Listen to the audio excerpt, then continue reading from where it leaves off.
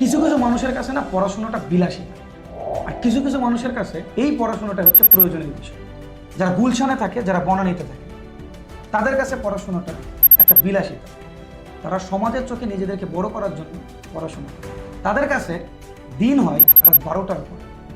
তারা শুধুমাত্র এই কারণে পড়াশোনা করে যে তারা যেন সমাজের চোখে নিজেদেরকে শিক্ষিত হিসেবে পরিচয় দিতে পারে।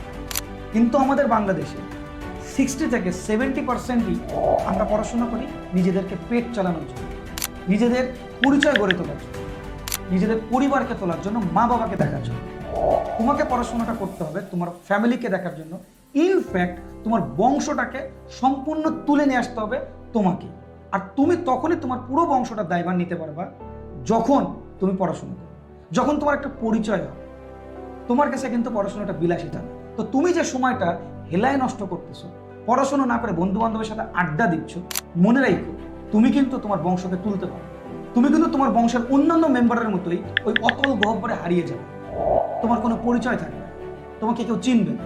কিন্তু যখন তুমি যদি পরিশ্রম করে তোমার এই পড়াশোনার মাধ্যমে নিজের একটা পরিচয় গড়ে তুলতে পারো, নিজেকে এক জায়গায় নিয়ে যাইতে পারো, তাহলে তোমার সাথে সাথে তোমার মা বাবা হাসবে, তোমার ভাই বোনকে দেখতে পাবে, তোমার পুরো বংশর একটা পরিচয় আসবে তোমার পরিচয়ের সাথে সাথে। তো নিজের সময়টা নষ্ট না করে এই সময়টাকে কাজে লাগাও, পড়াশোনা করো, নিজের ভবিষ্যৎ দেখবা তোমার সাথে সাথে তোমার বংশেও কিন্তু আসলে উঠে যাবে।